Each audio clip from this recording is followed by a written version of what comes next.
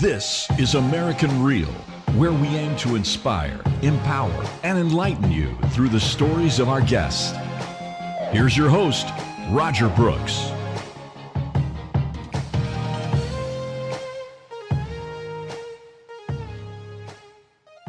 For people that are wanting to jump into this business or this hobby, whatever you want to call it, can you talk about some of the things that goes on behind the scenes before you actually prepare for a show? Because it's a lot of work. There's a lot of prep that goes into a show. Surprise, surprise.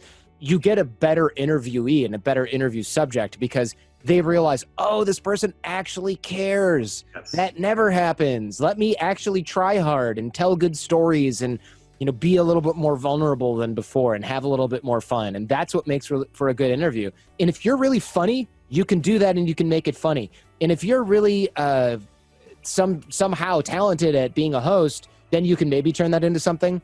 But guys like me, we just have to outwork everyone else. And that seems to be doing the trick. And I'm fine with that being my competitive advantage.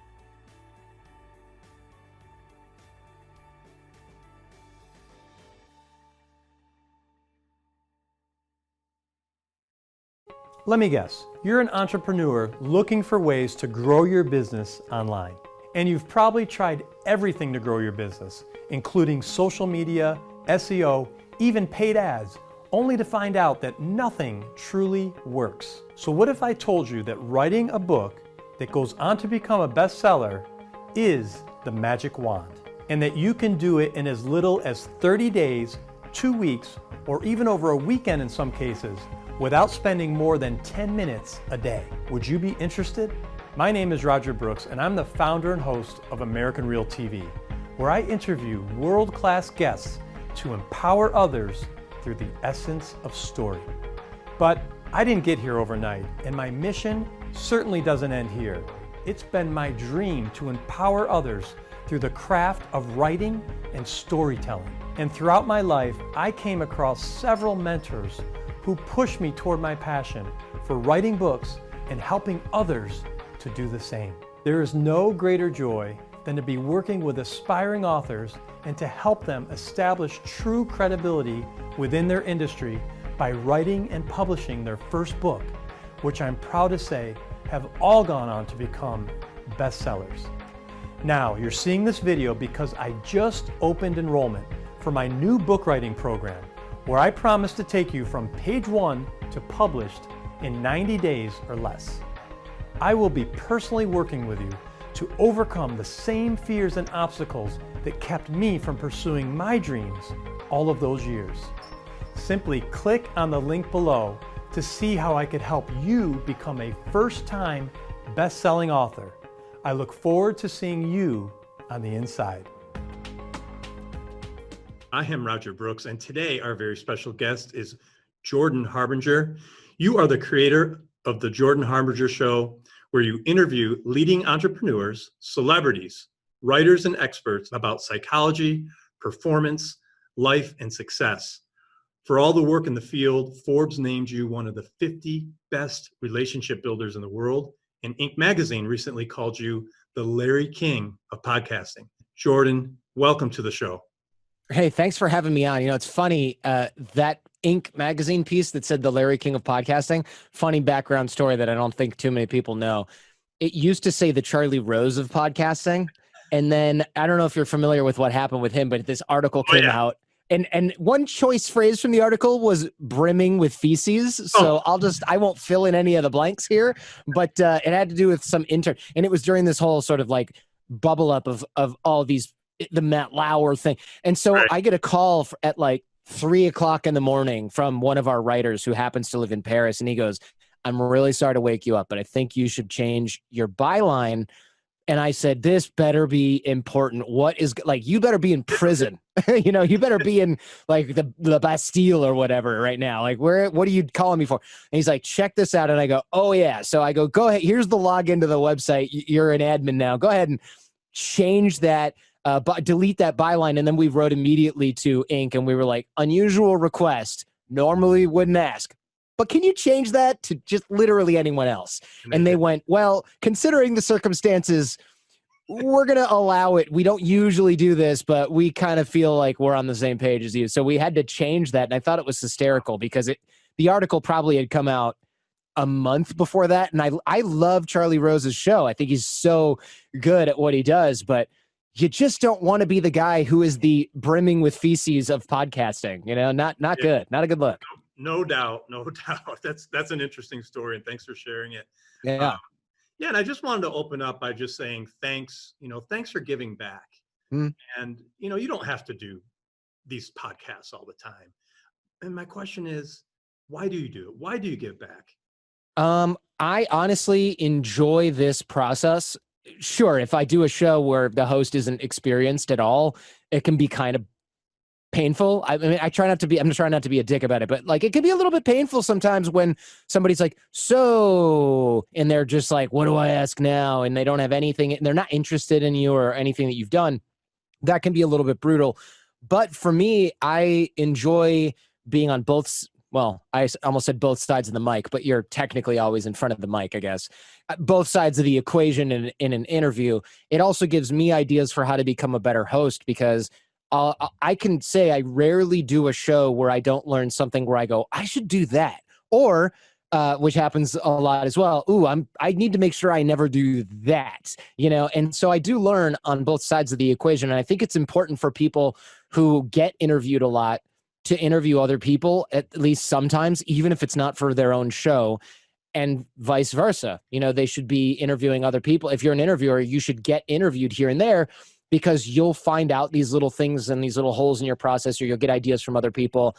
And you also find like, oh, okay, I got interviewed the other day and I had a closet door behind me and I said, I need to do a Zoom background. Like that's what these things should be used for. Everybody's making, oh, look, it's like my cat's behind me, man. Isn't that cool? And I'm like, no. We should be branding these. You don't need it. You have a cool background. But I had like a closet in a curtain in a box, and that just seemed like amateur hour. So I do learn whether it's visual, audio, interview skills.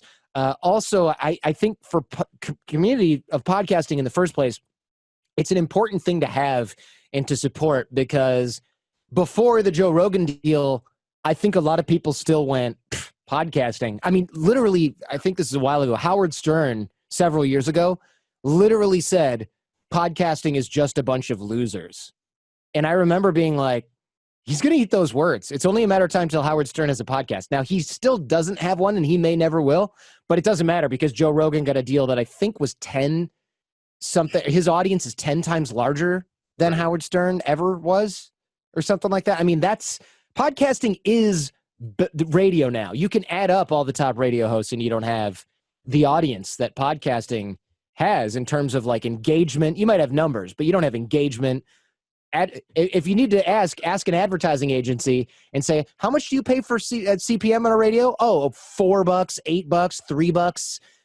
How much do you get for a podcast? $25, $40, $35 somewhere. So who's a more valuable audience? Who got a big ass deal from Spotify that's 1 year or 3 years and is going to get renewed? We don't even know how much it was. $100 million on paper, but they said there's performance bonuses.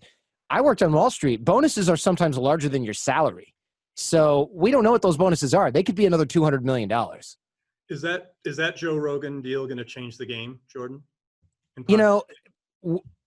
It might. A lot of people who are sort of podcasting purists, and I would say that I'm not one of those people.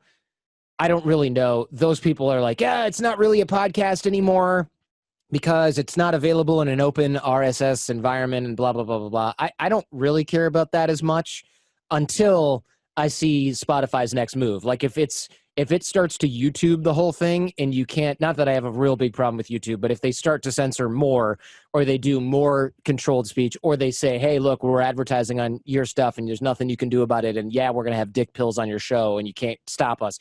Like that becomes problematic.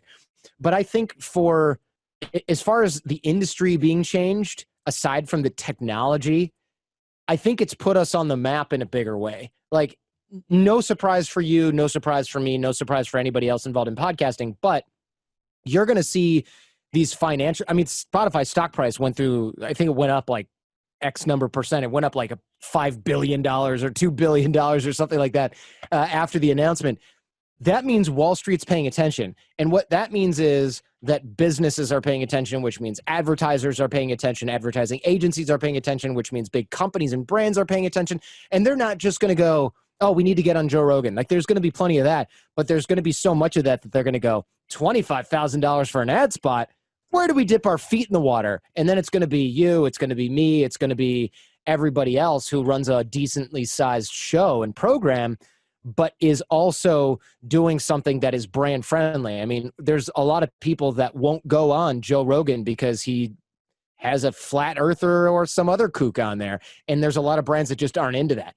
But, you know, you and I tend to have maybe a little bit more palatable guests depending. So yes, it's a game changer, but it's not going to be one of those where we're going to see a ton of immediate influx of advertising dollars, for example. Well, also COVID-19 is not helping. The economy's in the toilet. But I think next year you're going to start to see, oh, hey, people with big shows, these people are pulling weight. And like maybe other big media companies like YouTube and Apple are going to go, maybe we should snap up some of these other hosts, some of these other shows, or even make some of our own programs. That's my thought process as well. I'm sure that's coming next. So let's get into this a little bit, because there's a lot of people that still, I mean, really podcasting is still in its infancy. Here we are, you know, and I think there's over close to 1 million podcasts. There's over 1 million, but I think active, like releasing something every month or more is somewhere under, you know, I don't have this fresh, but it's around 300,000, I think.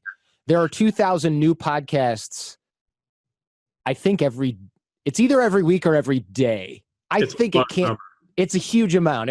I wish I had this data in front of me, because my buddy Daniel J. Lewis tracks this stuff.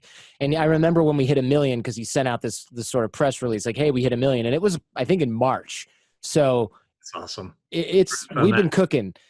Most of them are not active. Most people have pod faded where they gave up and they don't care anymore. But that still means that there's like 300,000 active shows in Apple Podcasts, which I think is the benchmark, which is just nuts. That doesn't even count YouTube shows that say that they're podcasts. It is. It's nuts.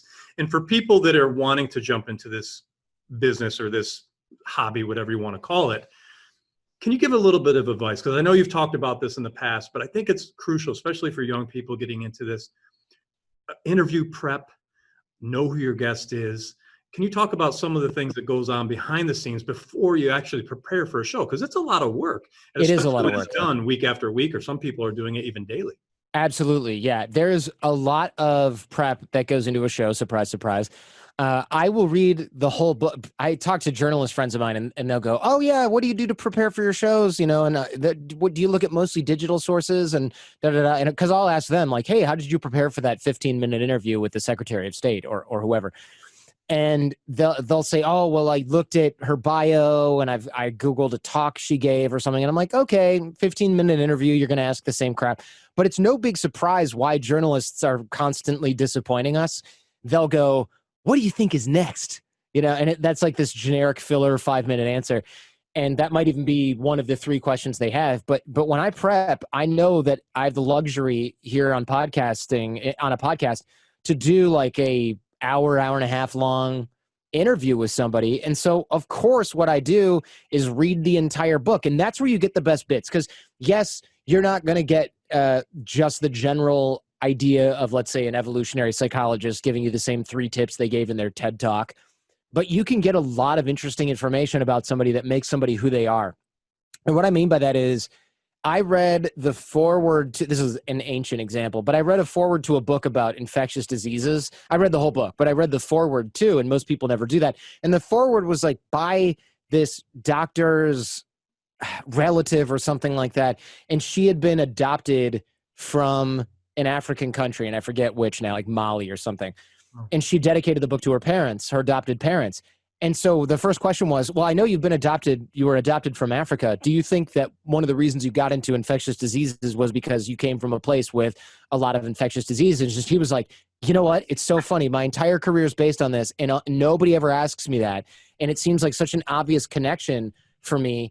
And yet I don't think I've ever been asked that before. And I thought, that's because these a-holes aren't reading your book. Right. Like they look at your work and go, oh, infectious diseases. Are we ever going to see a cure for malaria? And she's like, no. Well, fine. It's going to be, influenza is the biggest threat. Thanks. Bye. Nobody ever asks her these deep questions. And so she was really excited to be there. And even if you don't care about the doctor's personal reasons for getting into that subject area, you get a better interviewee and a better interview subject because they realize, oh, this person actually cares. Yes. That never happens. Let me actually try hard and tell good stories and, be a little bit more vulnerable than before and have a little bit more fun. And that's what makes for a good interview. And if you just prepare by watching what other journalists are doing or by watching their TED Talk, you're just going to get the same thing as everyone else. And if you're really funny, you can do that and you can make it funny. And if you're really somehow talented at being a host, which I don't think I am particularly, then you can maybe turn that into something. But guys like me, we just have to outwork everyone else. And that seems to be doing the trick. And I'm fine with that being my competitive advantage. That's great. And isn't that the opportunity for people to really care? That's the whole thing. And you've said this before, it's about the viewer. It's about the listener on the other end. It's not about you and me right now. I mean, obviously this is a great moment. We want to remain present, but it's really about the people listening. And that's great that you just said that, because for anyone going into podcasting, I think that is rule number one, is to really, really do your research and homework so that you show up in the best possible way, right? Create massive impact.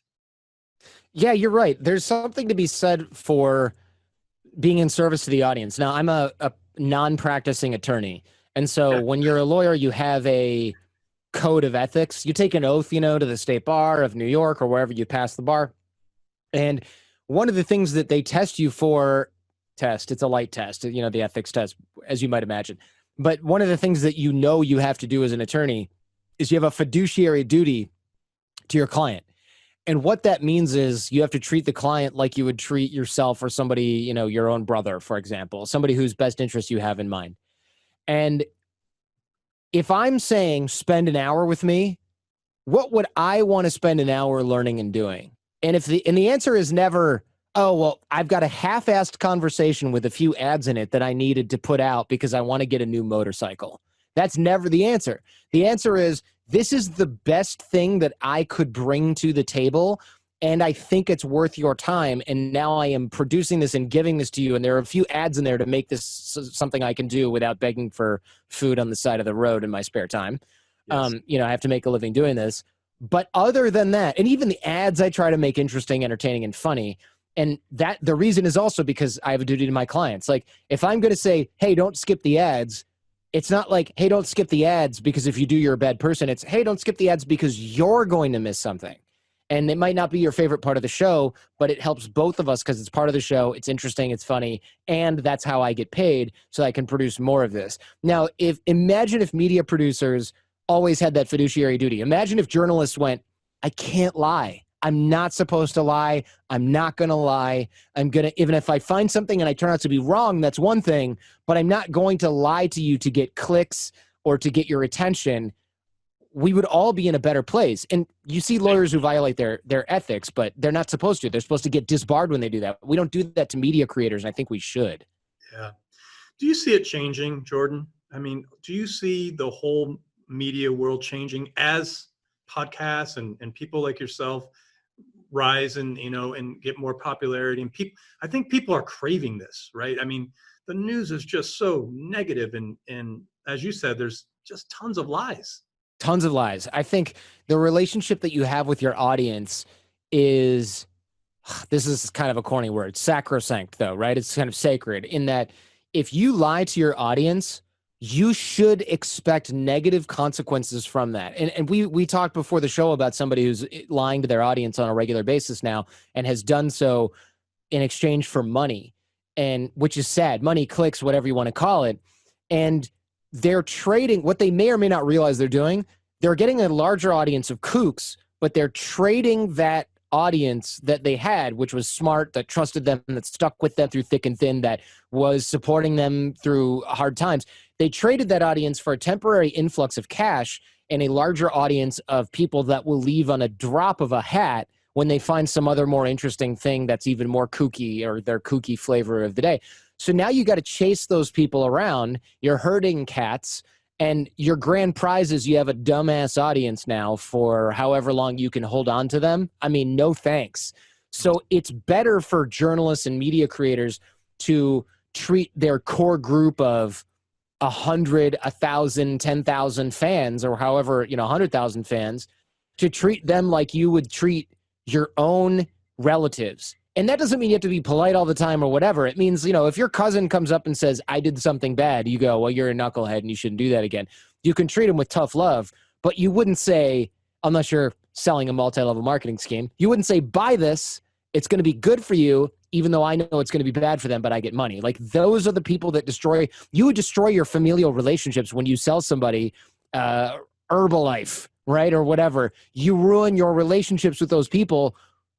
People who are in media should realize that we're doing the exact same thing. We have to stand up for what we believe in, but what we believe in cannot be just, I believe in making money for myself, I believe in attention. We have to stand up for what we believe in, and that belief should be in line with what is best for our audience. And I know that sounds a little weird and Pollyanna for a lot of people, but even if you're a complete sociopath, let's assume right now that you have no ethics at all. It's still a better strategy long-term to have your audience's best interest in mind, because as soon as people find out that you don't, and the jig will always fall, like you will always crumble at some point. Even guys like Alex Jones have people who go, oh yeah, wait, this is obviously BS, right? And then he gets deplatformed because other people are like, all right, I've had enough crazy.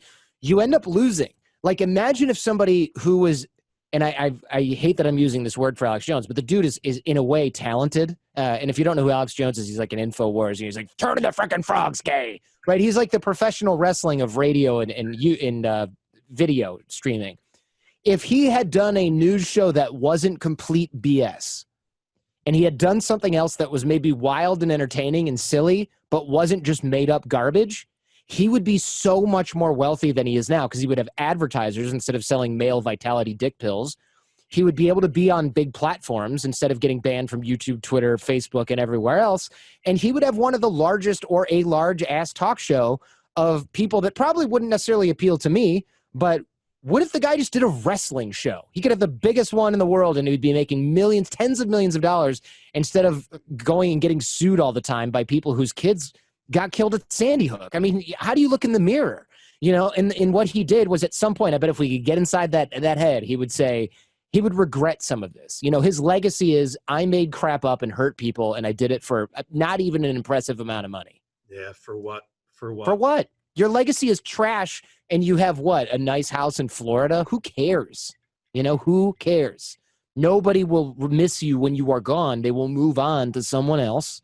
No one's going to say that guy stood up for X, Y, and Z. Your kids are probably not going to want to admit they're related to you. I mean, this is not a good life that you have built for yourself when you were like that. And it's avoidable. That's the sad part, is it's avoidable. If you play the long game, that's why I say, even if you're a total sociopath, if you look at your own long-term best interest only and you don't care about anyone else, it's still better to have integrity, or at least the appearance of integrity, over the long term, and not just have a bunch of BS on your repertoire, because you will do better long term. And I'd like to think that somebody like Joe Rogan is evidence of that. I mean, he but he will admit when he's wrong. I remember he believed in like flat earth, and that now he's like, that was dumb.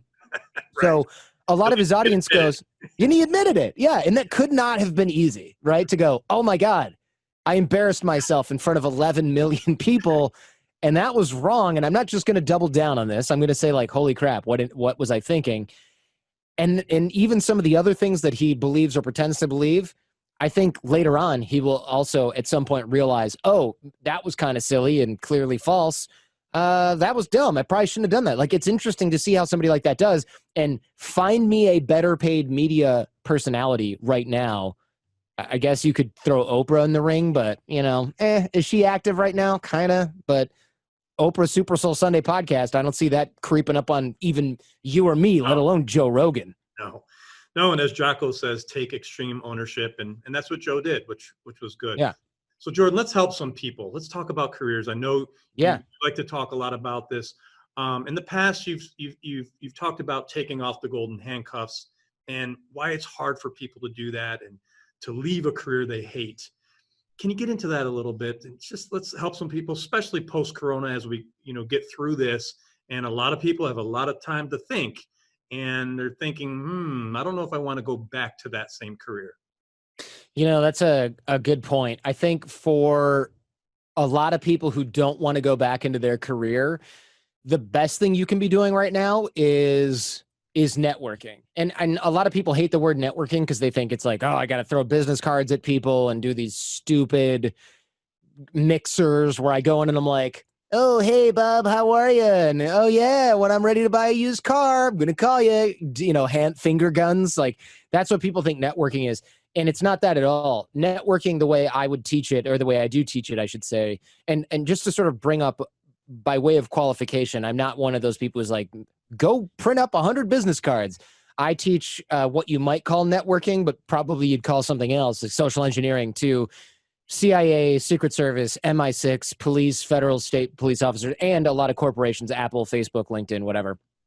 And the course that I teach has I tailor it for each agency, of course, but for the average civilian, what I would say is a lot of these networking tips, tactics that come from our 6-minute networking course, which, by the way, is free. I love that, by the way. What's that? 6-minute networking? Yeah, that's great. 5-minute networking was taken, so it's 6-minute networking. Yeah. I mean, that's exactly what happened. It's free. It's at jordanharbinger.com/course. And that's the last time I'll plug it because I feel like that's annoying when people do that. But it's a free thing that I do. You don't have to enter your card or anything. And the reason that I do that is the more people that have these skills, the better off actually we are all going to be. And what I mean by that is if we have a set of networking skills where we're constantly one of the rules is ABG, always be giving. So you've probably seen Glenn Ross, where it's like ABC, always be closing. ABG is always be giving or always be generous. And what this means is if somebody says, hey, do you know anybody that does this? I really need that. Web designer or something like that. I don't go, what's in it for me? I'm not a web designer. Maybe I'm going to ask this person for something. I just don't even make that part of the equation. I just go, yes, here's somebody I know that did my site. They're really good. I'll refer you. I'm not doing it for cash. I'm not doing it for a referral bonus. If that comes later, great. But I'm not, again, fiduciary duty. I'm not making that a part of the equation. I will simply make that introduction. And I don't go, aha, now Roger owes me one. So when I ask him for this, I'm going to say, hey, remember when I hooked you up with that web guy? It's always give without the expectation of getting something in return and without the attachment to getting something in return. And you do this over and over and over, and you won't ever think, I'm getting screwed over, I'm getting the short end of the stick. And the reason that this is important is because if you keep score, that's when you start screwing with your relationships. Like if I go, man, I drove Roger to the airport, and then when I asked him to drive me to the airport, he said he had to take his dog to the vet. You know what? That guy's selfish. I bet you that's a lie. He probably doesn't even have a dog. What a jerk. I hate him. I knew I never liked that guy. Like you do this in your head, even if that example sounds ridiculous, people do that in their head a lot. And in a real example, a more realistic one might be, hey, Jordan, can you introduce me to God, that's a bad example. Who is a celebrity I had on my show that recently here? Ben Horowitz from Andreessen Horowitz, right? He's a Reid Hoffman who founded LinkedIn. Like these are wealthy guys, and people go, can you introduce me to them? And when I had Kobe Bryant on the show, people would say, can you introduce me? And I'd say, I can't. I can introduce you to his team. They're going to say no, but then you get on their little list, and then eventually you get lucky. And that's kind of how this game works with interviewing people of that stature. And people would go, oh, okay, fine, right, fine. But what if you introduced me to somebody and then you asked me and I said, well, they asked me not to introduce them to anyone. You might think, oh, Jordan's holding out on me. He's selfish. And you start to poison our relationship. And then next time I'm like, hey, Roger, let's go grab a drink. Let's get a beer. You're like, well, not with you, you selfish prick. And I don't even know what's going on. You know, I think we're buddies, but you think I've been using you, and it's all because you are keeping score. So you ruin your own relationship with me, and I'm mystified. And we do this in dating. We do it in business. We do it in every sort of facet of our lives. And you see family members that are pissed off at like their cousin for not picking up the dinner tab because I picked it up twice in a row, and the guy forgot. Relax. You know, so you have to be really careful. So it's ABG, always be generous. Don't keep score. And you want to make sure that you make that sort of internalize that as a part of your life, because If you start keeping score, you'll screw it up. If you start thinking, what's in it for me, you won't capitalize on all the opportunities you have to help other people. And this, again, is not Pollyanna. Even if we're, let's say, a total sociopath, selfish prick, it's still better for me to help as many people as possible, because then a certain percentage of those people will want to help me in return. And even if it's 1%, if I'm not keeping score, I don't care. It just looks like I got a free 1% of awesome opportunities. And that, I've tried to live my life by that. And sometimes it's hard, because sometimes people take advantage of you and you have to draw the line somewhere. But for most people, it's worked out really, really well. And it results in opportunities that you'd never think you have. And then you turn around and you've got this great reputation as somebody who helps as many people as you can. And you're thinking, well, I'm kind of doing it for you, but I'm kind of also doing it for me. But I guess it doesn't really matter, because the effect is everybody's happy and it's win-win all around. I've introduced people to each other that started a business, and they'll say something like, hey, Jordan, we have a surprise for you. Can you come, to Toronto? We got this. And they'll take me out to this super awesome dinner, and I'll go, hey, cool, but why? And they'll go, well, you introduced us. We started this super successful business that we just exited because you introduced us. I don't even remember. Yeah, that's, and I've been on the other side of it too, where I've introduced people and they've actually forgotten. And it'll be, I could think of one particular case where I've introduced someone who's worked for this company. He's done really well. Mm-hmm. He forgot that. And it's okay. Like you say, you can't keep score. And I'll tell you what, being of service to people, and I'm so glad we talked about this, because if anything comes out of this interview, because I know we're up against time here, that's one thing, is just be of service without any conditions, right? We don't expect anything in return. It is a law of the universe. I believe that we reap what we sow. The more we give, the more we get. It's just a law of life. Well, there are psychological research concepts that back this up. Robert Cialdini's book on influence, who everybody should read that. It's like one of the Bibles of like persuasion and influence. He writes about the law of reciprocity. And this is not like, imagine a Ferrari and it shows up in your driveway. It's not like law of attraction type stuff. This is like, people who are emotionally healthy, that is, when somebody helps you, you feel like you should help them back. And he gives these examples of these monks at airports who hand out flowers. And then they realize that these monks are going to the garbage can and they're picking out the flowers that people throw away, which to Cialdini, proved that they knew people were throwing the flowers away, but they still gave the flowers out anyway, even though everyone threw them away. The reason they gave them out was because it creates a reciprocity need. It creates like a vacuum, and you give the guy a $5 bill for his Buddhist temple or whatever the hell it's for. I can't remember now. And then you go throw it away and they go and get it out. And so they know whatever they're doing is not of value flower wise, but it just is the trigger for them to get more donations. I'm sure at some point somebody said, hey, senior monk, we don't need these flowers. Everyone just throws them away. And then they stopped for a week and they went, dude, nobody's donating. And they're like, bring the flowers back. This is a law of human nature that most of us follow because we are emotionally healthy. It's like a social program that runs in the background of our brain.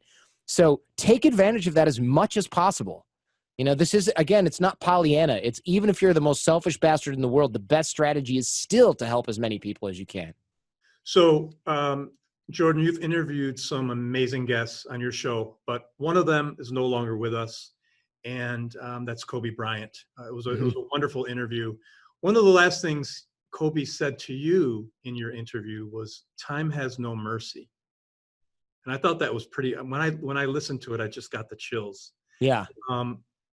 Talk about that a little bit. Talk about human life. Talk about your interview with Kobe and how we really, we hear this all the time, as it's cliche, but we cannot take life for granted, right? Yeah. When I did that interview with him, it was kind of, obviously nobody knew he was going to go anywhere. We were hanging out, having fun. He was a little bit late and he goes, it's okay. This is good. We'll do another one next year. And I thought, great, cool. I'm like on the list, for Kobe Bryant. Like his team likes me. His assistants, was like a friend of a friend, and it went well and all these different things. And I was really stoked. But yeah, he talked about mortality. He talked about time has no mercy. And I thought to myself, because I'm 40 and I think he was like 41, 42, and he has kids and I have little kids. And we talked about that after the show, after the cameras were off, after we stopped recording. And we were talking about our kids and how he's like, I know people think I'm full of crap about this, but he's like, they really are the most important thing. And if you look at his Instagram, or if you looked at what it was, his Instagram, all it was like his daughters playing sports. Like it wasn't like cool branded Kobe Bryant stuff. Like he was literally going, that was the signal where he was like, look, this is about my kids. I'm done. I'm writing children's books. He's writing children's books. He's taking photos of his kids. He's talking about his kids. He's helping coach his kids' programs. He's going and helping other people. Like he was dedicating himself to that for the second act. And that was what we were talking about, was this is your second act. Like you've got a lot of big plans. And he's like, yeah, but my biggest plan is to be a good dad. So it was really extra sad when that whole thing came to an end, because one, when there's a celebrity death, usually I'm like, okay, well, I didn't know them, but I knew him in some way. So that was a little closer to home. But the fact was, he wasn't like, yeah, I'm going to start a protein shake company and make $1 billion and it's going to be awesome. He was like, I'm going to finally enjoy the fruits of my labor and my kids. And it was taken away so fast that I think a lot of us got a wake-up call about working too hard, ignoring priorities. I don't think he ignored his priorities, but I think if he could go back in time, he might have retired a little bit earlier, spent a little bit more time with his kids. And if you know when the clock is going to stop, I think he would have quit a decade ago. He would have just said, it's enough basketball. I love it, but I got kids now. I mean, there's a whole lot of things I'm sure he would have done differently based on the conversation that I had with him on the Jordan Harbinger show. So it was particularly sad and shocking. Well, thanks for sharing that with us. Jordan Harbinger, you are a class act. Thank you so much for being with us today. And I hope we could do this in part 2 in person sometime. Yeah, that would be fun when we're allowed out of our homes. We can do it in person, and we can drink a beer instead of a sparkling water in the middle of the afternoon. Let's do it. Thanks so much. Appreciate it. And real quick, anything new that you want to tell us about what's coming up? Anything?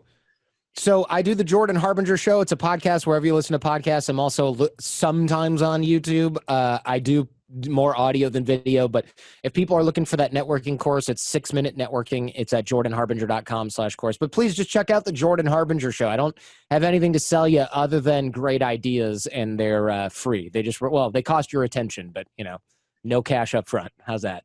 And thanks so much for what you do. Thank you. Thanks for tuning into American Real. Be sure to visit our website, americanreal.tv, or search for us on iTunes or YouTube for past episodes. While you're there, please rate us or leave us a review, as that helps others find our show. I am truly grateful and appreciate all of your support. If you'd like to be part of our inner circle or want one-on-one coaching, check out the American Real Learning Academy, where we have self-help groups and courses so you can build the best you. We also have a new Facebook group where you can connect with high achievers from around the world. If you want to go even further, maybe you're determined to write your own book or launch your own podcast, contact me today to see if we can help. You can reach me through Instagram or Facebook, or email me directly at roger@americanreal.tv. Thanks for tuning in, and we'll see you next week.